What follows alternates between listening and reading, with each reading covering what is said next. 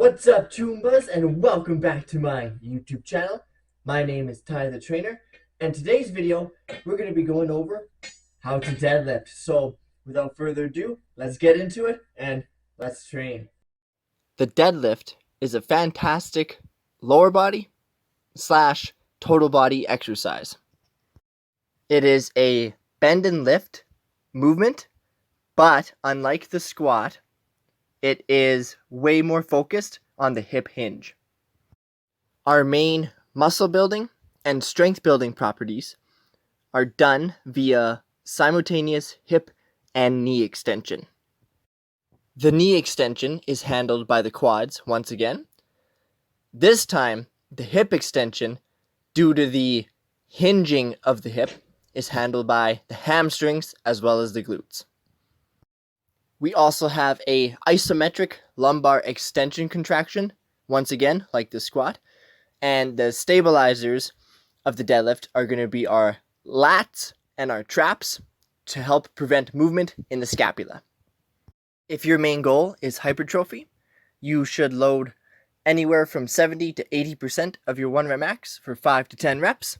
And if your main goal is strength, anywhere from 1 to 5 reps at 80 to 90% of your 1 rep max.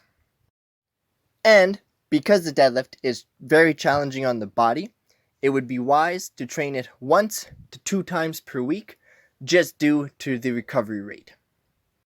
To begin our setup, you're going to stand about half an inch behind the bar. The bar should line up over your midfoot and your feet should be pointed forward.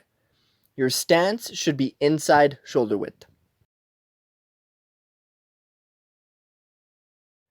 From here, hinge as far as you can at the hip.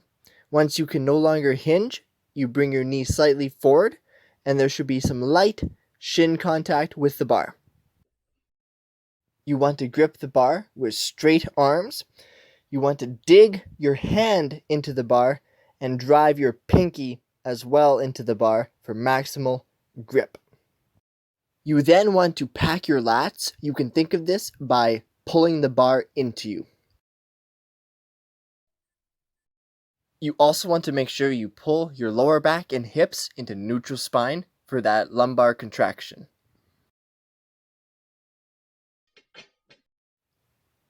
Then you want to take a nice deep breath and brace through your abdominals. After we've braced the abdominals, we're ready to pull. Keep in mind, if we viewed the deadlift from the side, there should be a straight line from the scapula to your midfoot. With straight arms, you want to pull up on the bar, and this will pull the slack out of the bar before the plates even come off the ground. From that point, once you've got the slack out of the bar, you're going to explode up, leading with your chest and extending your hips forward. Please do your best to keep the chest and the hips moving at the same time. As you pull the bar up and set it down back on the ground, you want to maintain the contraction in your lower back, your mid back, and shoulders to prevent any unnecessary rounding. Your bar path should be in a straight line right up against your legs, and when you get to the top part of the deadlift in the lockout, you don't want to lean too far back. You just want to come up where your hips are fully extended and go back down from there. On the eccentric part of your deadlift, or the way back down, I am over exaggerating it in the video, but you want to make sure you hinge at the hip as far as you can first. Once you clear the knees, then you can bend them to set the bar back on the ground. Alright, Toombas, that is how we safely and perfectly execute the deadlift. So, I really hope that helps you on your path to physical freedom, and hopefully you can, put this movement to work for you, get some really good results with it. Before I go and wrap up, I just want to mention 2 things. When you deadlift, it is very important that you reset the weight each time you lift it. So what that means is each rep, when you tap it back down, you should let all the weight come up and you should reset the position. Too often, I see people and clients bouncing it off the ground. So they get the good technique, bounce it off the floor, and pop back up to this top position. You're taking a lot away from the movement, so I would just, keep that in mind. The other thing is excessive lumbar rounding.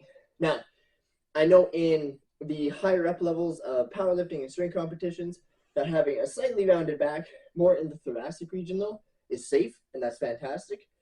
But for the general population, it would be ideal or a good habit to practice a nice erect spine. So keeping that contraction so your back is nice and straight. And notice how I said lumbar, not upper. So your lumbar spine, if you notice it's too excessively posteriorly tilted, that could lead to some injuries that you don't necessarily want and might slow you down in your training path. So those are the two things, or the mistakes, I guess, that I would keep a lookout for in the deadlift. So thank you very much for checking out my video.